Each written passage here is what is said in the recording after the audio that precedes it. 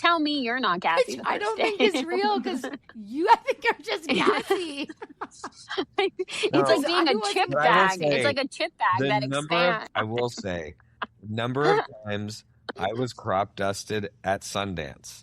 Oh my God, I'm telling you. Bad. I think I've acclimated enough that it doesn't happen to me anymore when I arrive in Park City, but I think it's like their first or second time. Farting in front of me. At more than like it was so severe. I was crop dusted so bad in public settings with big networking thing where someone obviously stood next to me, farted, and then ran to the other right? Like do you feel like in the same way? Do you feel like in the same way people look at you because you look really Jewish, just assume you're an important producer? They also look at you and go, "The guy looks really Jewish. I can blame my farts on him." Yes. So then I had to stop conversation with people I don't really know, being like, "That is awful. I did not fart. I promise you, whoever that is ran away."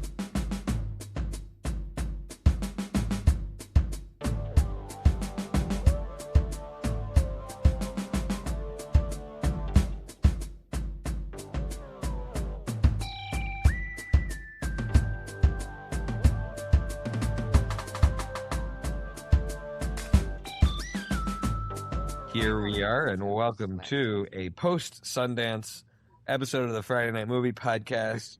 We're exhausted from traveling. Some of us are still traveling. Becky's somehow still on a ski mountain, even though she's not even at Park City anymore. And we have a lot of fun stuff to report from the trip. But overall, the last Sundance in Park City was a blast. We hung out with so many amazing people, some new friends, some old friends. As much as I don't want to admit it, because I want to be a curmudgeon about things like having to schlep out to a big film festival, it was so much fun. I felt like when I got back, I was kind of riding that high that you have after a session of camp or like a camp reunion weekend. That's what it kind of felt like. I miss it was a particularly fun. Oh, I miss you guys. I miss you guys. It's like you guys are my bunk, right? And then there's like another group of people that we are always intersecting with that are like but literally our bunk, because it didn't matter what time of night we got back to our room, Shai had to come and hang out with snacks and debrief. And so however late other people went to bed, add an hour and a half for me because of you two. There's that girl in our bunk that as much as you're trying to fall asleep, she just keeps talking.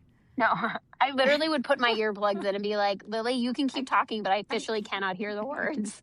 And she would talk to me until I fell asleep, listening to one of those sleep stories, from the Calm app. Those sleep stories of people talking to. So much that would happen in one day. I had to process. And oh no, I agree. I love a little wrap up at the end of the day. It's we get to ramp down.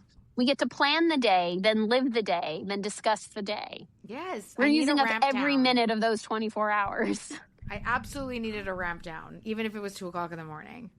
But I will say, one of the funniest things about going to Sundance is that it's this huge gathering of film people and the best movies and this and that, and then you really don't see any movies the whole time.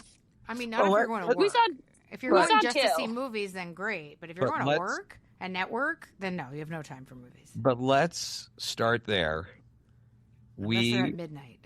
Let's get serious and talk about movies, because for all of our friends that are movie fans, we got to attend, and we'll tell more about the experience of this, but right at the top here, we attended the premiere of Tell Me Everything, an incredible film about family and siblings and parents, the first Israeli film in the festival in 10 years, and it's one of these undeniably great experiences. It was so beautiful, and every aspect of it, the performance, the editing, the directing, the writing was awesome. And it can be seen now on the Sundance. Incredible. So, and I will say, but you have to be in the United States, I think, to use the app and watch the movie. Yeah, but if you can, everybody who can should watch that movie. It's phenomenal. And I will say, especially when you're at festivals or just hanging out with film people, it's understandable. We all have comments about each other's works and this didn't, we always have something to say. But this was one of those rare gems where I for the whole rest of the weekend there, I only heard people saying the most incredible positive things about it. It's really one of those movies that you walk out and you go, no notes. It just feels like it lands everything perfectly. You just want to go up, and we did go up and thank every single person who was in and worked on that movie for what they did. That was the biggest treat of like being 17 there. people from the cast and crew came out. It was incredible. And the biggest treat of like actually being there at the premiere is that you get to talk to the people who made the movie. Yeah, which is so cool. And sometimes a movie is made better because you've seen it in some big event, and I'm just like, yeah, no, this movie is going to be amazing no matter how and when you watch it. I actually feel like it's, no matter how you watch it, will be an incredible experience. Is there a vibe or a movie with no context, with tons of context? Because I don't want to give any spoilers. Just go see it. Okay. There's no vibe or other movie you'd compare it to? Yeah. Really wait, hard. I feel like we've had this conversation. I can't think off the top of my head of a comp. I need to think about it because it's a period piece and because it like uses like the sort of thematically or in its motifs, it uses 80s, but not in like a cliched typical way, in a way that like really makes everything about the storytelling richer and feel more authentic. I'm trying to think of another movie that does that as a period piece. It's really good. You know, and it's this like incredible sibling. Like not really, no. Does a good job of like using its time to tell its story, but it does, but it's much more polished. But it's like a much more polished drama. It's a prettier. Yeah, this and is there's something great. about this, the sibling relationship in it, the parent-child relationship in it. They're all, I don't know. I'm trying to think of a comp, and it's just, I just really feel like this one stands out. It does, yeah. Yeah, and I want to just like shout out to some of the people that are in it. People should know their names. The director, writer Moshe Rosenthal, the two women who played the siblings, Mor Dimri and Netta Orbach. Like, I kept grabbing Lily during the movie, being like, "Oh my God, these siblings! It's like perfect. They've done this perfectly." So good. The young kid Yair Mazor and Ido Taco, who play the young and old version of the main character. And then I think Karen Sur, who plays the mother, to me, that was as powerful as any Oscar-worthy performance. Oh, God, right? Yeah.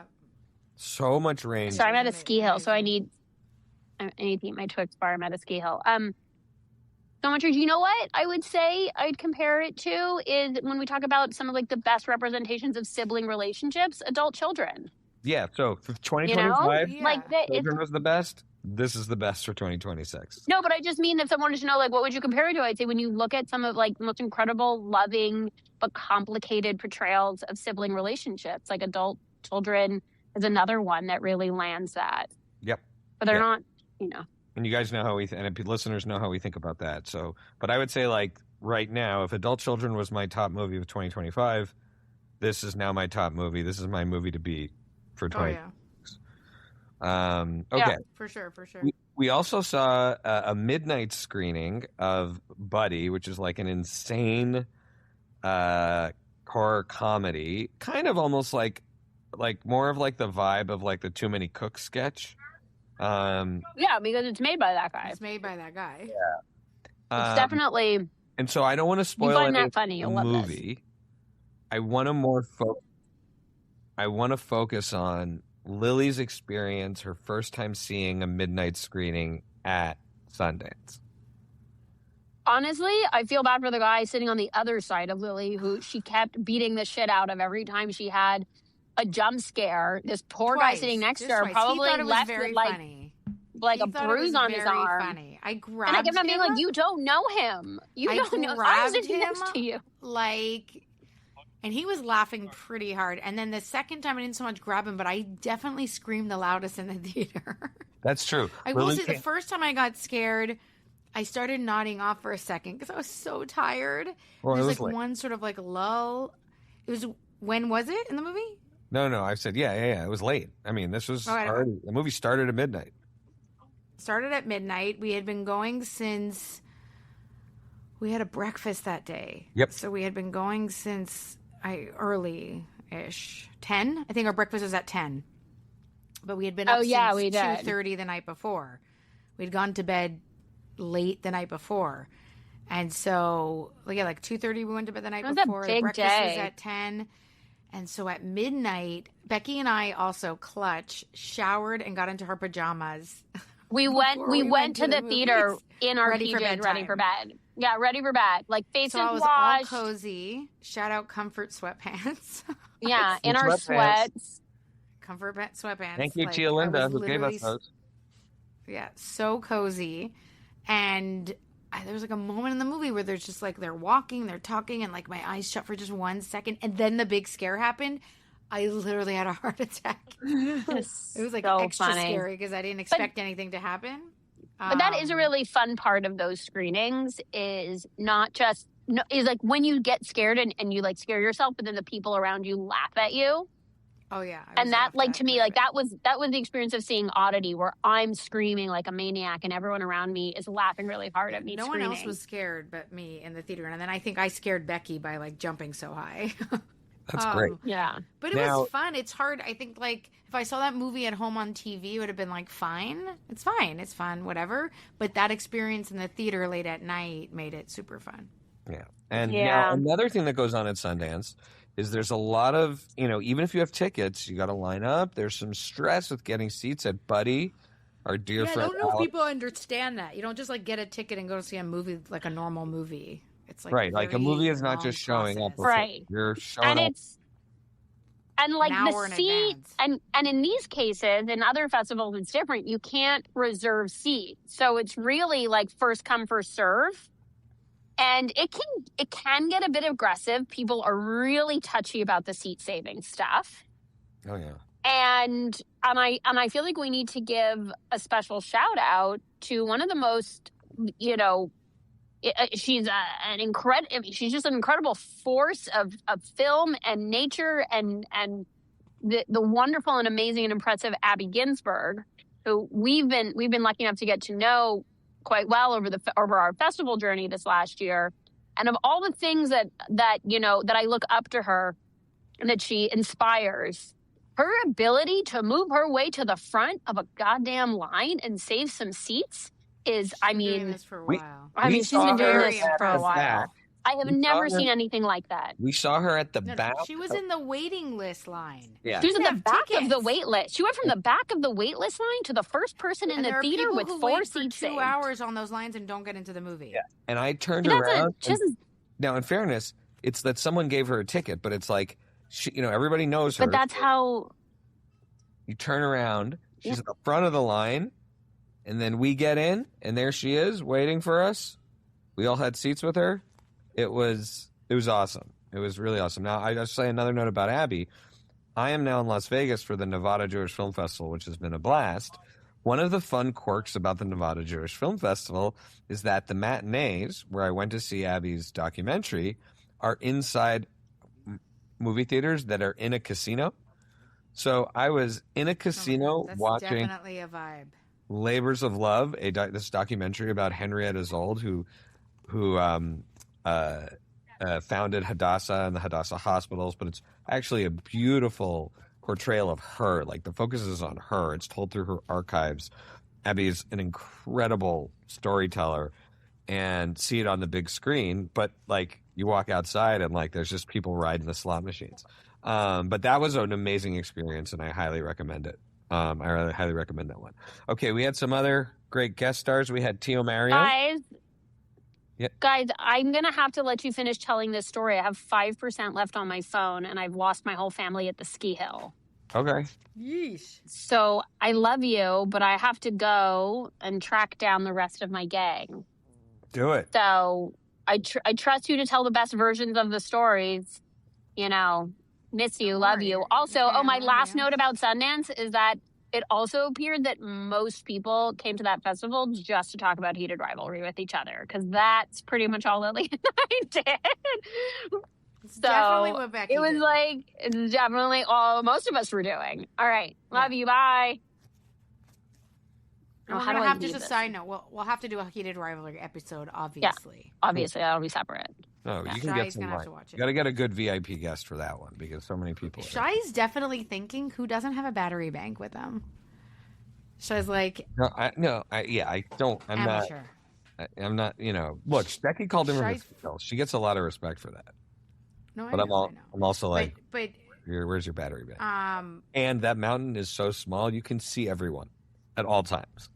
She's stand in one spot, and you can see where everybody's skiing. Just stand on a chair. Plus, her husband is taller than everyone at the ski hill. Exactly. But that was great that Becky did that. So I don't remember what I was about to talk about. Oh, Tio Mario. So another great bonus is, we travel with family even when we don't plan it. No one expected this. We found out Tio Mario was in Salt Lake City, and we brought him up to Park City for a night with us, and he came out to drinks with our colleagues and then went to a party with us to Amy DePaula at our house Merchants' party, and then we had a dinner. And I think we know how much Mom makes us laugh, right? Everyone knows how much Mom makes us laugh. It's the boy version of Mom. He's the boy version of Mom, but the thing is that he also laughs harder or as hard about Mom as we do. So it's not just that he's a really funny, charming, life of the party person. It's that if you tell a good mom story to Tio Mario, he will laugh so hard he's crying. And that is contagious. Yeah. Like he gets how funny it is if you tell a mom story. Yeah. And so that's like great. A super big bonus that he was there. And I love it. I mean, some people, I don't know, like for me, it's just feels so natural to have like family at any of these things at this point. I miss Mom and Dad throughout it. Okay. So we talked about the movies. We talked about, Lily, what did you think of the weather? You were very worried about how cold it was going to be. I mean, I think I feel very grateful. I'm sorry for the people who are skiing, but I feel very grateful that it wasn't snowy and wet, because I don't think I would have had such a pleasant experience, and I had a wonderful time if I was wet all the time. But it was cold enough. My boots are wet. It was cold enough. One of the days was really unpleasantly cold that I was like, this is miserable, because even if you get an Uber, you're still walking from place to place and then standing for a bit. And this is that we didn't wait online for anything. And thank God, I would not have waited online for anything. Outdoors, whatever it was, whoever was there, not worth it. But I think we got lucky with the weather. We only had one very cold day that was impossible to manage.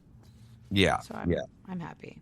Yeah. And there was one day where it was so cold that we were walking, and I brought 4 different sets of long underwear, tops and bottoms. But you left them in the room. The one day I went out without them, it was so cold that I was like, I'm sorry, I'm going to have to be late to our lunch. And I went to North Face, and they were like, do you want a bag? I'm like, no, send me to the changing room. I need to put all of this on. I will be wearing all of this. I had I looked like a ninja wrapped, sausage wrapped. I will say that the one day where, I think Friday, where it started to get very cold, I didn't do the long underwear, and I regretted it. And then once you got that extra layer, it really helps. But then I was so nervous, I was so cold on Saturday that I really did head to toe long underwear on Sunday. But then at night we went to a party indoors, and I was in such a sweat that I had to go into the bathroom and change out of all my inner layers and then stick them in my purse. I was in that bathroom for so long. I know everyone at that party. For sure, people thought I pooed. Yeah, everyone. For sure, everybody thought I was taking a poo at this nice films premiere after party. But I literally was changing out of an entire set of clothes because I was too hot. So speaking of pooping. Oh. What's that? Well, I'm just saying that I don't want to brag, but when you're at Sundance, there's a lot of celebrities. It's like being at the Golden Globes, but outdoors. I don't think if people realize, there's a lot of fancy people there. Well, yeah, it's just because at least at Park City, who knows what it'll be at Boulder, but at Park City, it's such a small place. Park City's pretty small. There's so few places to eat that you can get a reservation at. You go to this one particular Thai restaurant, everybody's there having lunch. And it is kind of fun to see the celebrities that are maybe really in the highest rarefied air. Clearly they're I'm eating regular Thai food around regular people. You just see it. Just with normals. I'm just with a bunch of normals. They put their sunglasses on the inside in case somebody talks to them. It's pretty. But they were pad Thai. They're like, right. And you could definitely tell a few of them didn't eat. Like, Yeah. They're just like, I'm not eating this food. I thought the food was great. Now you and Becky had one of the most amazing celebrity sightings. You saw him in the restaurant. You didn't bother. But then you saw him on the street. No, but wait, before I get there, I'm going to go off my poop story, or non-pooping, because I did not poop at that premiere party. I was just changing. It is I find it very stressful. Like, you're in this restaurant surrounded by all these celebrities. And if you go on Instagram and you look at, like, on Variety or whatever, you can see all the people that were there. We saw most of them at this restaurant. And because every year it's different, right? Depends on which movies are in the festival. And one of the lady celebrities went to the bathroom at the same time as me. I went in first, so she followed me in. I'm not going to name who it is. But the first thing I thought of is like, oh my God, what if one of us farts? It was just me and her in there alone. And I'm like, what is worse, if I fart or if she farts? And Becky, who had to jump off, she was like, it's worse if Becky was like, it's worse if she farts. Like, Becky wants to be the one that's farting in front of the celebrity. I don't know if I agree with that. You could just hide in, and they won't remember that they don't remember that they've ever seen you. But Becky's like, I don't want them to be knocked down a peg to be like a normal person. I want them. It was bad enough that I had to hear a celebrity pee. I got all like nervous. I was like, I don't want to know how you pee, which was loud, to be fair. So I can see, I guess, but I also don't want to, like, I don't know. I don't think Becky was very clear that she would rather fart in front of the celebrity than have the celebrity fart in front of her. Yeah. Well, so I guess that's the way to go, because then you could hide in there and they'll never know who you are. Exactly. That's what I'm saying. You just hang out. Right. So, all right. What other things we got to talk about? Important. Okay. The bathroom with the celebrity. Oh, the celebrity interaction that we had. Oh, I need to hear yours. Becky, you really had the celebrity interaction. I didn't have any, but you had. So Alexander Skarsgård is eating like 2 feet away from us. It's very hard for me to concentrate on the lunch meeting that I'm having because he's right there. And he did eat pad thai, by the way, just for the record. He's not one of the celebrities we're talking about that was not cool. Not he eating. Was cool. Yeah, and he's sitting across from Dave Franco, who also was eating like a normal person. And was he sitting across from Dave Franco, or was that a different? I can't tell. That might have been a different. That might have been a different lunch. Whatever it was. No, I think he was sitting across from him because I was like, oh my God, who can concentrate with both of them at the table? Anyways, doesn't matter. Obviously, it didn't bother them. They're eating and they're all at like work meetings or whatever. And then later that day, Becky and I are walking down the street and we're late for a meeting. But we see he's standing right in front of us and he turns around and he's like, someone's opening a car door for him to get in and to like usher him away somewhere. And I think Becky was like, this is our chance. And she just yells because he's so tall. I think she was like, I don't know if he'll hear me down here. She just yells. We're not that far from him. He's right in front of us. We love Murderbot. And he could have just like ignored us. He could have just gotten in the car, like whatever, turned around and been like, oh, whatever. And like got in his car. No. He turns around and we were like, Becky was like, oh, wait, shit. Wait, what? Like, didn't think he'd respond. He like stops the person who's getting him in the car. He's like, hold on a second. Like, he like turns around and he just looks at us and he goes, thank you, ladies. And smiles so big that Becky and I all the snow melted around you. All the snow melted. Becky and I forgot our names, forgot where we were going, forgot what we were late to. Yeah. And we were like, oh my God, we're such huge fans, like True Blood and Succession, like whatever. I forgot to say The Northman. I forgot to read his IMDb to him. Have you seen The Northman? Which, is he in The Northman? Yeah, isn't he in The Northman? Have you seen it? Oh, no, I haven't. Northman's awesome. Best naked fight scene since Eastern Promises. Okay, well, that's obviously I'm late to this party. Yeah, no, it's Eggers. He was gorgeous, humongous, very lovely, smiled. He gave the people what they wanted. Do you know what I mean? Yeah. Flash that smile, and you're like, of course. Yeah, I won't say the ones that I found. Whatever it is. I won't say anything bad about a celebrity like who I didn't find pleasant. But then there were a few celebrities that like you could tell like they were wearing sunglasses inside to extra make sure no one knew what they looked like. Nobody interacted Or talked to them, and that was weird. But yeah, he was so sweet and nice, and and Becky got to Jenny Slate, and Yeah, Becky chatted with Steve Buscemi, Who who's they had lovely, but worked she also together. worked on the same. They worked together. She worked on the same show as him, so it was like a professional talk. But he was so nice. And then I chatted with Jenny Slate, who was absolutely lovely. And then later she reintroduced herself to me, as if I don't know who she is. Oh, that's cool. Yeah, she was like, "Hi, Lily, it's Jenny again," and Because I when was I like, saw you "Okay, meet like her, I don't know who you like are." 2 months ago. Like it looked like you were when I saw you talk to her the first time. Well, she did have to go change in the bathroom. You were like destroying her schedule in that moment. Yeah, her like assistant was like, "She has to go," and she was like, "I have to go change." And then after she reintroduced herself, and she was so nice.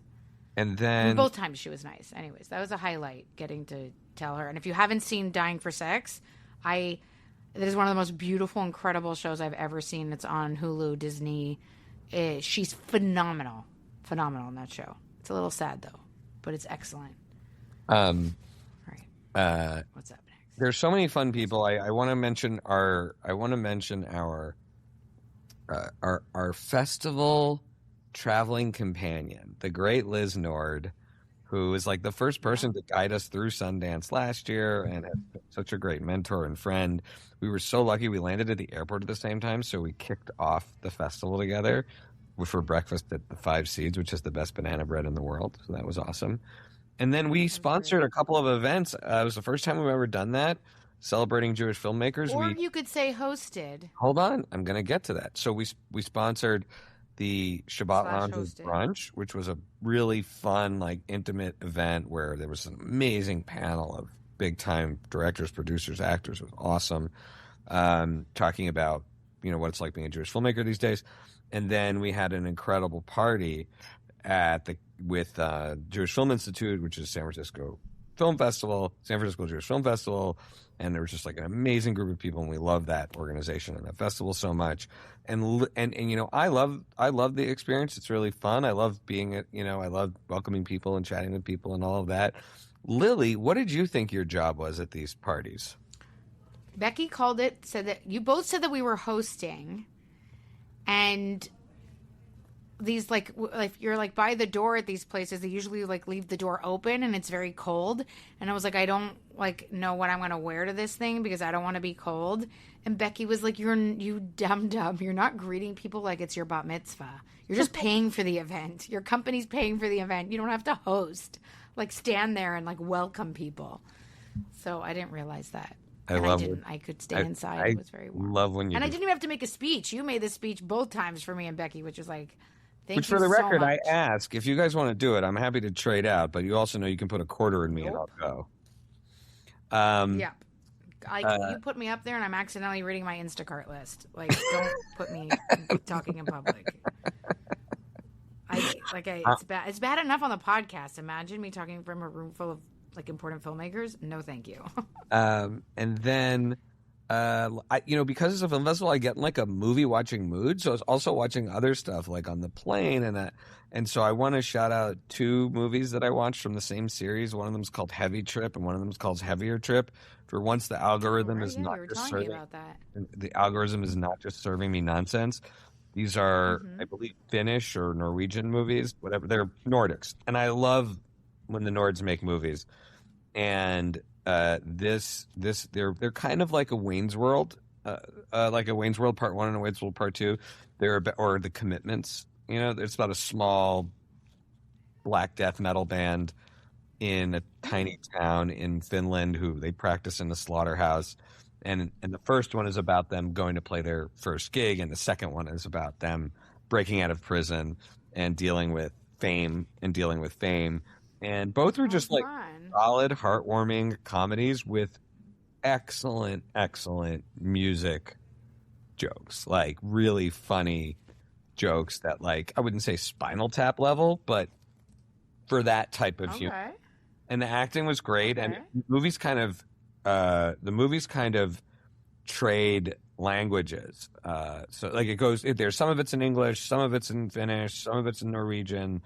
And it's just, that's kind of a fun element of it that the characters kind of weave in and out. And I really got to love the characters. So that's playing for free on Amazon Prime right now if you already have the subscription. And nice. Music lovers, I highly recommend that one. Cool. What about you? I watched so much stuff, Shy. What's funny is we saw Death of a Unicorn, and then Buddy is about like a haunted TV show unicorn. So there's two unicorn horror movies we've seen in the last 2 weeks together. That's true. And I was on a plane with Will Poulter, who's in Death of a Unicorn. Was he watching Death of a Unicorn? He wasn't. There was no internet on the plane, so he looked like extremely bored and he fell asleep. I think he was planning on like doing the in-flight entertainment or working or something, and he was like, "Oh fuck this!" Like I took a nap. What? Was he picking his favorites like I do? No, there was no TV on this plane. You just had your phone. Oh, like you had to log into the in-flight entertainment. You had to log into the like entertainment system or do your own work. But I'm like, Will Poulter, you have no iPad or nothing downloaded? I'm sorry, you need to up your travel game, mister. Because everybody else around us was watching stuff on their phones or on their iPads or something. Like, I was like, dude, where do you think you're going? Well, But he was going to Chicago, so I was like, maybe he's filming The Bear and he's like very busy. Oh, that's interesting. Yeah, I was like, why the hell else is That's right. It's always cold on The Bear, so maybe he is. Right. I really loved, I would just want to say, Buddy was, in the unicorn movies, Buddy was the better of these two unicorns. Better of the by two. A long shot. Unicorn. Although Will Poulter was the best part of the Death of the Unicorn. Yeah. Death of the Unicorn. All right. But, you know, I watched a bunch of stuff, but nothing I'm like, we can punt it to next week. Okay.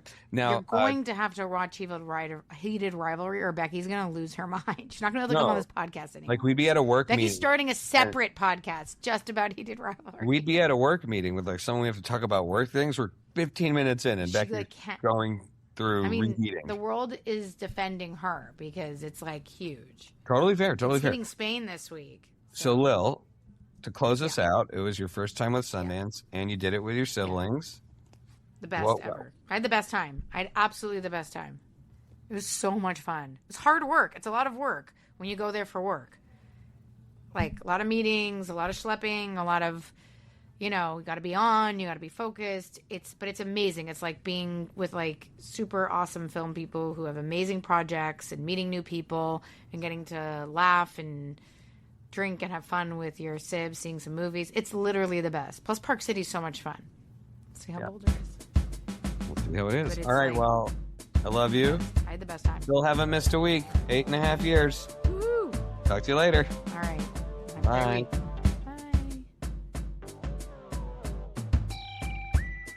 Thank you for listening to Friday Night Movie, the sibling rivalry and pop culture podcast. Join the Friday Night Movie family by following @FryNightMovie on all of the socials and visiting our website, FryNightMovie.com.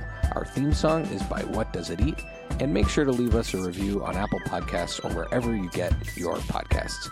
Thanks for listening.